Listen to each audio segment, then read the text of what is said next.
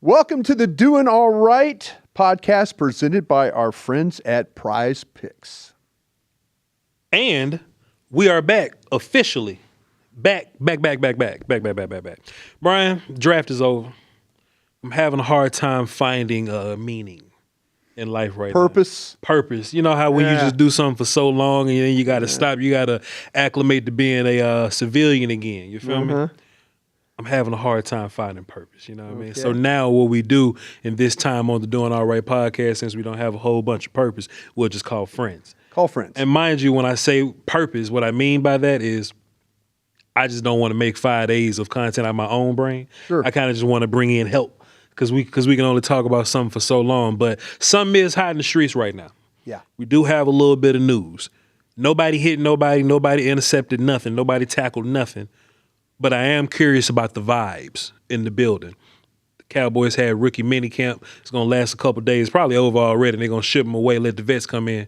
And Nick Harris was in the building. So we have a Nick Harris edition of the Doing All Right podcast today. Nick, what's happening, man?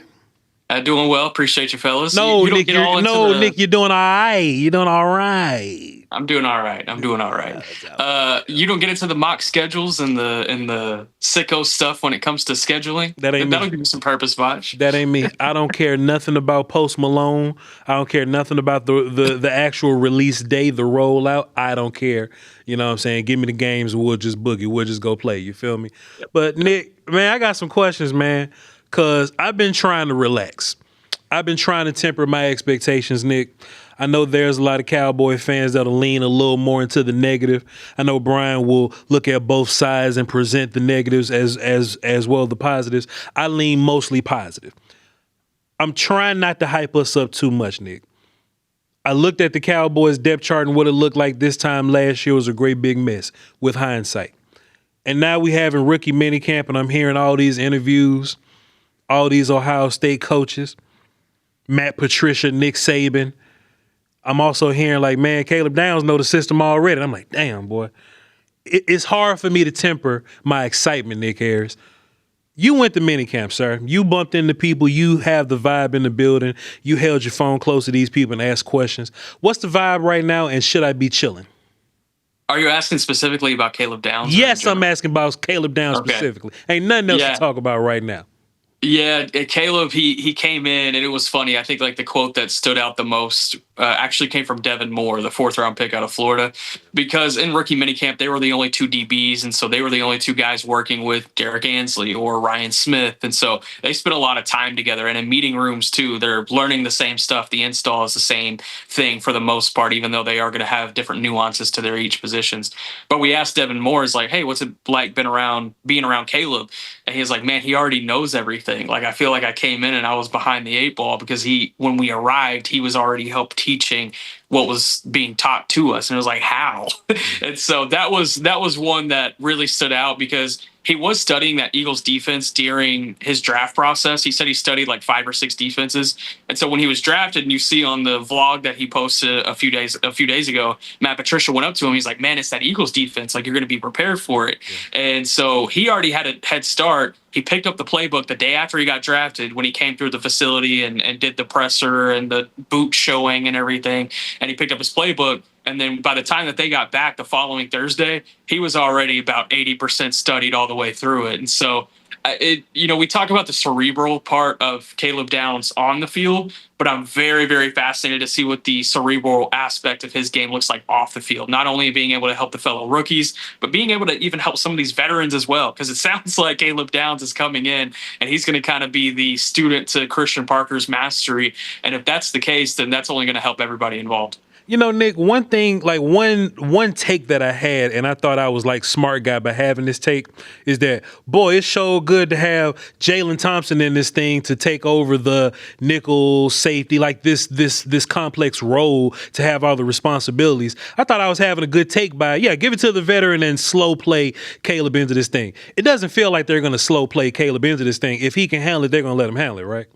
Yeah, if he's the number 11 overall pick, he's going to come in with quite a bit of responsibility. And I think they're prepared to give that to him. I mean, sure, it's really early on, and he's got a lot of steps to get through, but there's nothing about Caleb Downs that would tell me that he wouldn't be ready for any step that he's going to face here this offseason, whether it be in OTAs, mandatory minicamp, training camp, preseason, whatever it may be. I honestly think there's a scenario where we don't even see him play in the preseason because he doesn't need it. And we saw that last year with Tyler Booker for a couple of games, but it could be a scenario where, hey, he's ready for week one. Let's put him in bubble wrap and make sure he's ready to go when that week one rolls around. Nick, you talk about all the things that he kind of brings to the table and all the things that he learned at Alabama and then at Ohio State and all that. If there is a weakness to his game, is it something you can identify through the process of something that we might see at a training camp practice, or something that like, okay, this is something I noticed at Ohio State that he needs to maybe improve? It just sounds like everything is so positive about the player, but was there anything that you said, maybe this is something he might need a little bit more work on? No, he's the perfect player. No, but for real, I do wonder about how he can handle, if he's going to be the slot in this defense, how can he handle the speedy slots? So I want to see Kevontae Turpin line up against him in training camp and just tell him, hey, run, and tell Caleb Downs to run with you. Because I think that's going to be an adjustment he'll face at the NFL level, especially if he's having to man up on these guys. And even more the compact slots, the one that have a bit more physicality to him. I'd like to see him line up against like a Michael Trigg in the slot at training camp as well, just to see how he can match that physical component. But overall, I think some of the things that you might see from Caleb Downs where it's like, hey, he's still a rookie, he's still learning, it might come from that position switch to him getting used to playing closer to the line of scrimmage, things being a little bit more quicker in the slot position rather than in the safety spot or even playing in the box, if that is what his position ends up being for the most part in this defense.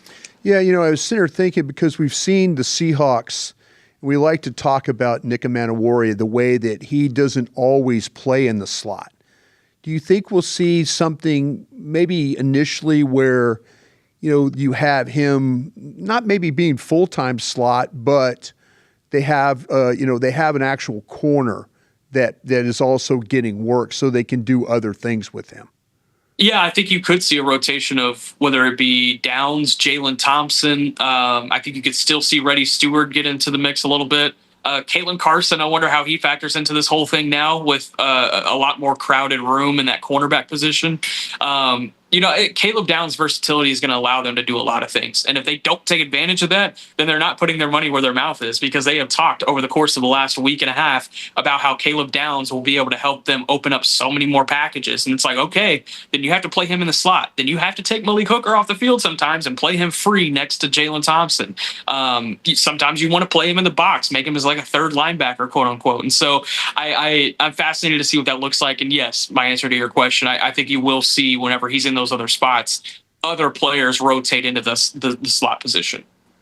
You guys got a chance to talk to Coach CP, Christian Parker. You got a chance to watch him walk around practice and navigate practice and things like that. Does he feel like a year one dude? Does it feel like there's going to be a big acclimation process to him kind of demanding things and getting what he wants and stuff like that? Yeah, it's really tough to tell this early on, because if you had asked me this time last year, I would have been like, about Eberflus, I just would have been like, yeah, I don't know, we'll see. And so I that's kind of how I feel about this as well. It's everything that Christian Parker has right now, the recommendations from everyone you talk to in Denver and Philadelphia, the high level of commitment from Brian Schottenheimer in the front office into investing in his vision, everything checks every box with Christian Parker. For me, I can't be 100% sold into a first-year play caller until I see him get punched in the mouth. What does that look like when he actually does get punched in the mouth? He tastes the blood and he answers back to it. And that might not happen until week 1, week 4, week 8. We don't know. And so everything that we could take right now, the practice, he ran it like an NFL practice on his side of the ball. His position coaches had a very clear understanding of what they had to do. He put his input in whenever it felt necessary. I think he's learned how to delegate here early on, which is really important for a first-year coordinator. You know, you're so used to working with a position group during practice at all times. Well, he can't necessarily do that anymore. He's got to move to the linebackers. He's got to go to the D-line. And we saw him being hands-on with the linebackers and you know, showing them some zone coverage install that they were doing. And so I you know, everything that you can see out of rookie minicamp, cool. But yeah, for me, it's going to be when he gets that first taste of action early in the season, and how does he respond to it? Nick, Shiyazh said something that was clearly obvious, but it was fascinating to just kind of think about it, whatever, because, you know, sometimes in media advice now, you know, we can make big deals out of things. And, you know, Christian Parker kind of shot down everybody's, hey, quit talking about green dot, we'll talk about it later type thing. And Shiyazh said something fascinating, but very like common sense, simple. He was like, hey man, green dot in the NFL just happened a couple years ago. You know what I mean? And it made me think back on it. It used to just be dudes looking to the sideline, getting the signals, and maybe 4 guys would just take that signal and line their unit up. You know what I mean? So like it doesn't have to be one guy like the quarterback is on offense, right? Yeah. How do you think that's going to end up playing out? Do you think that they have a green dot guy in mind? Do you think it's going to be that way? Or is it going to be Downs, Winters, and Jalen get the call, and Downs talk to these dudes, Jalen talk to these dudes, Winters talk to these guys? What do you think that's going to end up looking like? Yeah, it's funny because Shiyazh actually said that he had a favorite who he thinks is probably going to end up being the guy. And who do you think that is, Nick? This is just me theorizing. I think he thinks he wants it to be Jalen Thompson. But that's just me theorizing. Just because I know that he would probably want a veteran in that spot, someone who knows the defense, someone who can understand the coverages specifically, and Jalen Thompson makes the most sense there.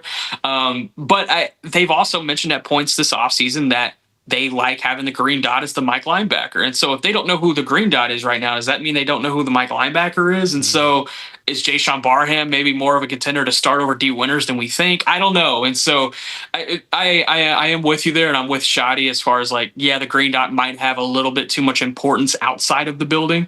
But I think it is very intentional that they are not anointing a green dot just yet. And so it has a certain level of importance inside that building. I think when they get to training camp and they train it with Overshown, Barham, Winters, Thompson, Downs, whoever it may be, it's going to have a level of importance to it for sure. They're going to have to come to a decision on it. But in the grand scheme of things, I'm with that line of thinking in the sense of like, hey, as long as somebody who can communicate is getting the green dot assignments, then it's really not that big of a deal. It could be someone as simple as my dog, as long as he listens. Sometimes he doesn't, you know. But it's up to that.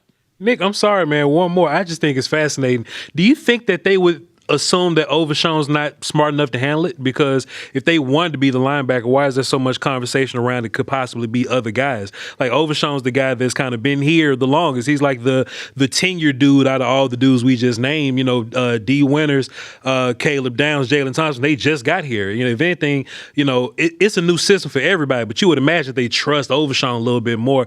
Would this be a little bit of a carryover from Christian Parker, want the smart dudes to do this? And you ain't got to comment on that because you talk to Overshown more than me, but is this a lack of mental capability, the fact that we're talking about a safety possibly being green dot guy as opposed to Overshown? I don't necessarily think so. I think it's probably a couple of different levels that play into that. One being, you're right, it is new for everybody, and I think that is important in this conversation because, like Christian Parker, this is his first time working with all these guys, or most of these guys.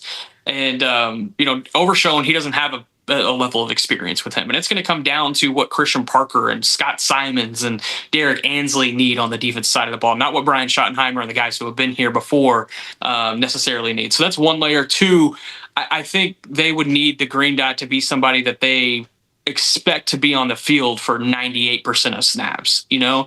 And if they feel like, hey, Overshown might be a rotating guy with like a Shamar James, or he might be a rotating guy with like a Jaishawn Barham, then that's probably where you maybe give it to a Jalen Thompson instead, because you expect for Jalen Thompson to be on the field 98%, maybe even 100% of snaps. And so it really comes down to how this defense ends up getting built out too, and who ends up having future roles. Yeah, that's what I was going to ask you, Nick. I'm kind of thinking I'm in a situation right now where I'm not guaranteeing Overshown being on the field. For sure. If, you know, I would think about playing Barham at Mike linebacker, you know, and putting, you know, your other linebacker D Winters. D Winters from I think I'm putting D Winters at the wheel. If you're going to play 4-2-5, to me, I'm not guaranteed that even Overshown is going to be on the field on that much. We all kind of like maybe penciling him as a starter. I don't know if I would necessarily play it that way. You have a physical player in Barham who can handle the mic, and then you let Winters run to the football. That might be the best path for this defense. Yeah, and if you want to keep Overshown fresh too, and you don't want him wearing down over the course of games, I think that's a valid point.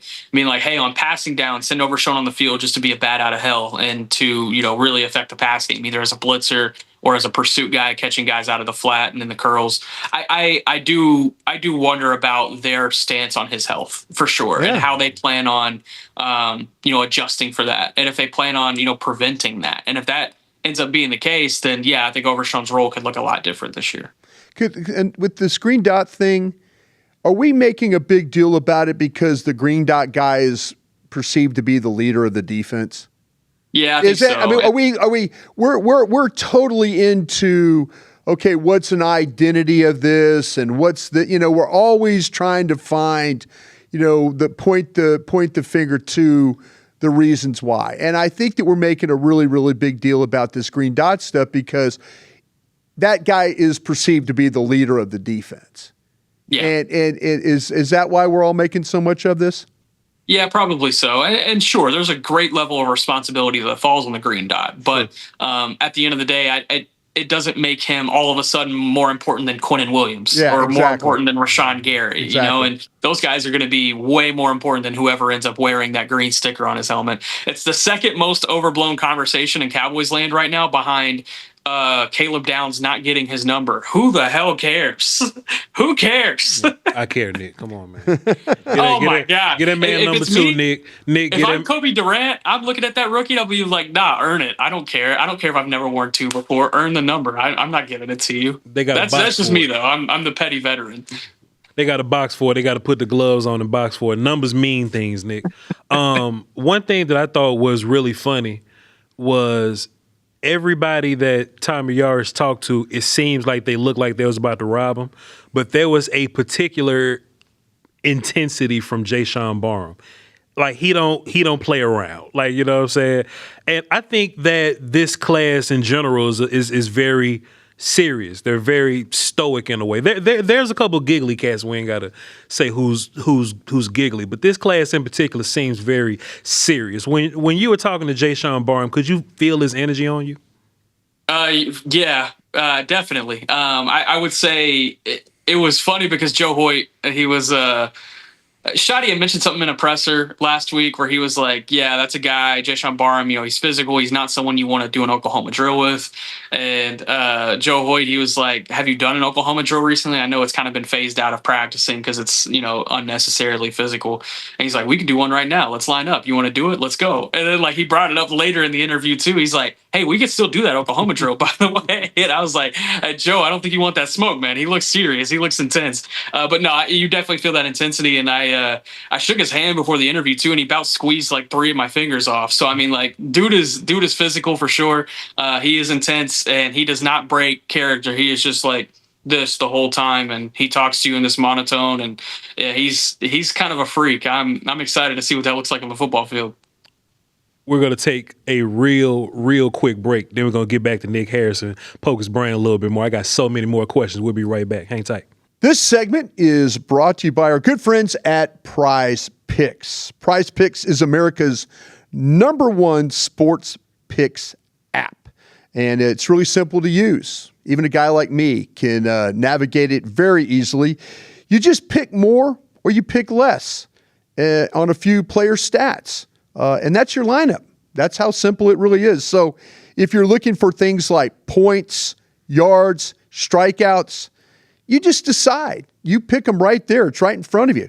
Is this player going to go more or less than that number? Again, very, very simple. It's available in most states, including Texas, so you can jump on in and play. If you're new, download the Prize Pick app and use the code HMA. And when you play your first $5, you get $50 in lineups instantly. And you can follow me there too, at Crown Media. I'm going to play along with you here. I've got my own groupings I'm going to do every day. I'm excited about that. So you can see my picks before the show and ride along with me as I'm playing these things. So let me show you my lineup I put together today. I'm going to go less with LeBron James scoring 20.5 points, and I'm going to go more on Jacob deGrom against the Yankees on 4.5 strikeouts. So pretty simple. All you do is say more or less right there. LeBron James, less than 20.5. Jacob deGrom, more than 4.5 strikeouts. So again, that's Prize Pick. Use the code HMA, play $5, and get 50 in lineups. Good luck to you. Hey, Nick, I was going to ask you, though, when you started to talk about the defense and with Barham and stuff like that, I'm going to flip it on the offensive side of things for you here a little bit. And I wanted to know, if you look at this offense and the continued growth of the offense, does it hinge on them figuring out more opportunities for Pickens, the tight ends, or the offensive line? If this offense is going to continue to grow and develop, where do you think that Schottenheimer and this coaching staff is going to have to make sure that that's going forward? Boy, I wish I can answer that question. Go ahead, Nick. Yeah, the tackle position for me, it would be left tackle and right tackle. Just making sure that those are shored up and that you don't have concerns there.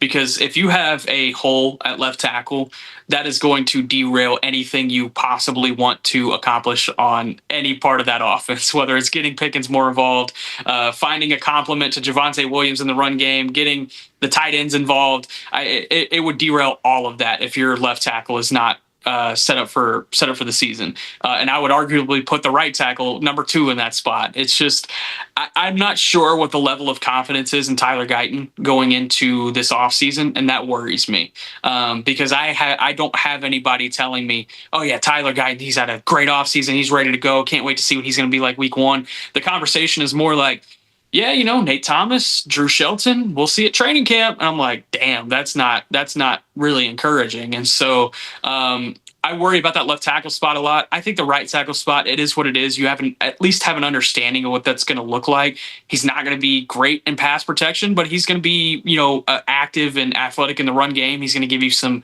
plus in that range. But I worry about that left tackle spot a lot. And I think it's one that we're probably not talking about enough with the Cowboys offseason, just because obviously the big thing last year was the defense and fixing that. But if you're looking at a lot of the issues that this offense faced last year, Dak still faced a lot of pressure, even if he didn't get sacked necessarily a lot. He's learned later in his career how to really dodge that pressure, but you can't dodge every single one. And if that left tackle leaves a free rusher on Dak Prescott in week 4 and derails this whole thing before it gets started, I think they're probably going to have some regrets on how they, approach that tackle spot in the offseason. Where's Pickens then on this list for you? Let me ask you this. Pickens or Flanoy? I mean, where are you? Like, it seemed like to be that defensive coordinators were finding ways to take Pickens out of the game, towards the middle and the last part of the season. Where does Schottenheimer and that staff need to figure out a better plan for him? Or do you feel like, okay, I need to worry about more development for Flanoy at wide receiver? I would argue Ferguson, actually, probably a little bit more than Flanoy, just because when you saw Ferg be the reception machine that he was over the season's first 12 weeks last year, that was when you saw the bulk of George Pickens' production. And I think that was for a reason. I think when you have a guy, even if he doesn't get any sort of yards after catch, I think Voch had more yards after the catch than Ferguson did last year.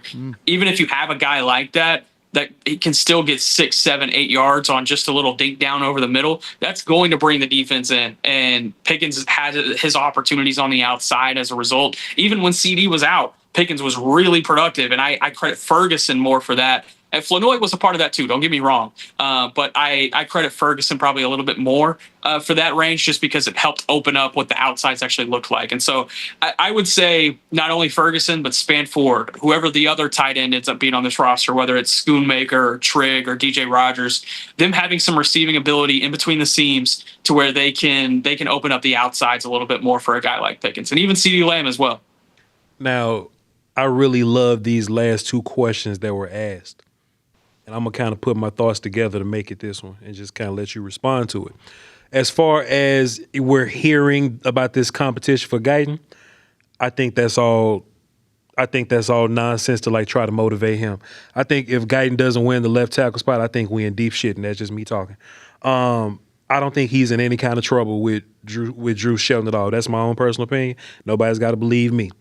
However, if Drew Shelton is fighting at the bottom of the tackle depth chart, in my personal opinion, I think Trigg is fighting for the top of the tight end depth chart. I think Trigg can make shit uncomfortable real fast. Just watching his film, seeing how different he is from the other tight ends. No discrepancies here. No redundancies here. You know what I'm saying? He's different than the guys that you have on the depth chart right now. And what you were saying about Ferg, Nick, I'm with you on this. If Ferg doesn't prove to return back to the guy that he was 2 years ago, right? Catching a little dump offs is cool. The little bootleg, the little short stuff, that's fine. Ferg was exciting us when he was catching the seam down the field. He was making the tough catches in the back of the end zone. We was jumping over people by the goalpost. That's what made us excited about Ferg. Trigg does that in his sleep. You feel me? So I think if anybody is in some grave danger, I think the top of the tight end room. And maybe not this year. Maybe Trigg will just work himself into it and figure it all out this year. But I think by the end of this season to next year, I think Trigg might be like number one guy in this whole thing. Nick, what you think? I think it's tough because of politics for Trigg to ever be the number one guy while Ferg is in the building because of this. And that part's going to be a little bit tough for me. And also, I don't think Trigg is ready to be an NFL blocker. And I think if Ferguson's not the best blocker in the world, but he at least has some value there. That's why I think that there still is a scenario that Schoonmaker is still on this roster when week one comes around, just because he does bring that blocking component. Has he lived up to the billing of a second-round pick? Absolutely not. If anything, an undrafted free agent. But he does have the blocking component sometimes. Brevin Spanford, I think his spot is safe as the number two because he can bring a little bit of both. I think he is probably the best blocker in that room, and he has shown his receiving ability, especially on the back half of the season last year. And so for Michael Trigg, honestly, I think he's competing against Michael Trigg. He can play in the Y. He can play in the H. He can open up a lot of different things that these other tight ends just can't. And I think when they start really opening up the playbook for Michael Trigg, they're going to realize that, hey, Ferg, Spanford, Schoonmaker, DJ Rogers, whoever else you want to throw in that mix, they can't really do that. And so this is going to be the Michael Trigg, type of role position for this offense. And I'm curious to see what that looks like, because I think of his impact, what his impact could look like. I see it as very similar to what Harold Fannin did for the Browns last year. And I know that's a third-round pick. He had a lot more receiving ability and receiving chops than Michael Trigg has coming into the league. But you saw him line up in the H. You saw him line up on the outside and really just be a feature part of that receiving game for the Browns. I think Trigg has that type of game to him, and the other tight ends on the roster just really don't. And so if you do see a scenario where 4 tight ends are on the roster at the end of camp, I think it's because Michael Trigg probably serves a different purpose than those other 3. Now, see, Nick, I got a small pushback, and we ain't fighting. I could be wrong, but just tell me what you think about this, Nick. We ain't fighting, by the way. I feel what you're saying about politics, right, and the money that he's making, and that gave me a little bit of let me look at camera too. That gave me a little bit of pause too, Nick.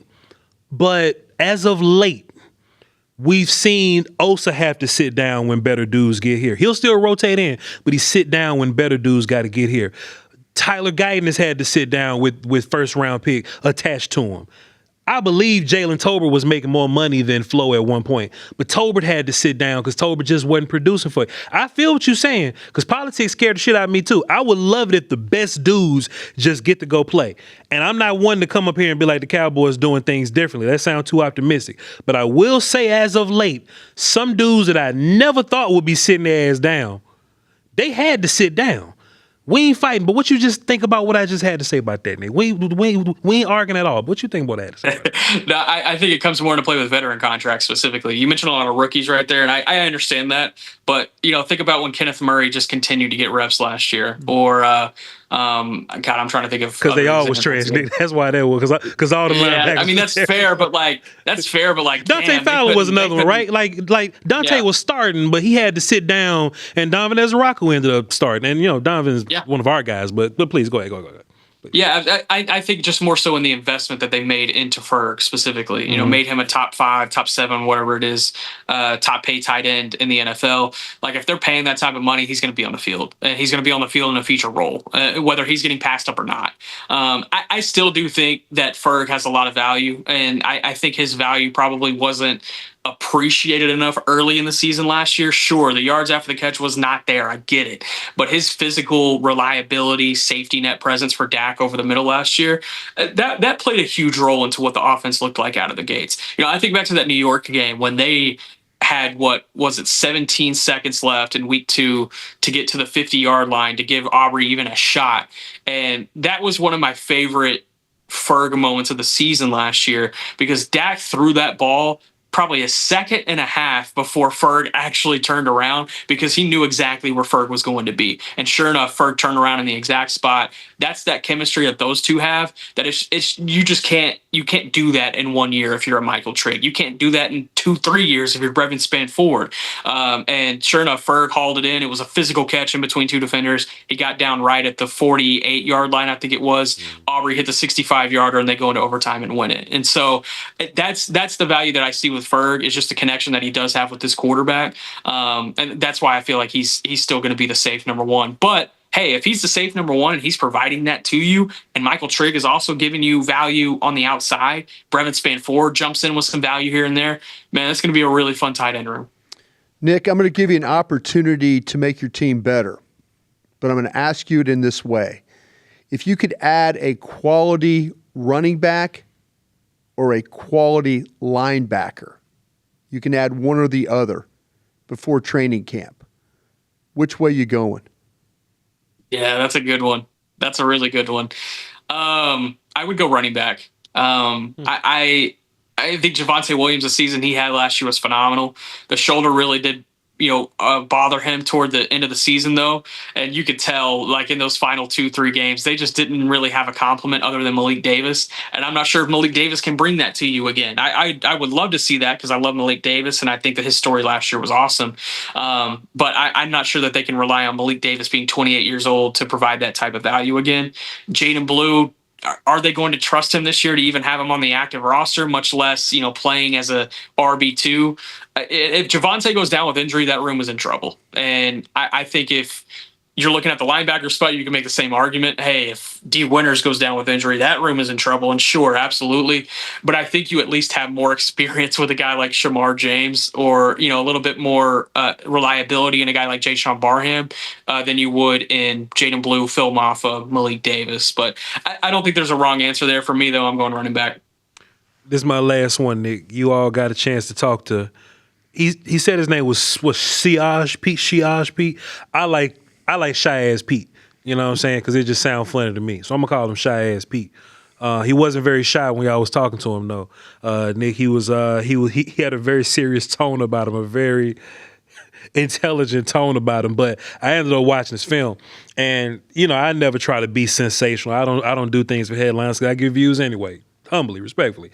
Damn right. I think he's incredibly close to. I think he's closer to Drew Shelton than Drew Shelton is to Tyler Guyton. I'll just say it in that way. I walked away watching Shiyazh Pete's film going, okay, I don't think this is going to be the knockout people think it is. When I watch Shiyazh Pete, I don't see like a Josh Ball Walesko type that just ain't gonna work out in 5 years.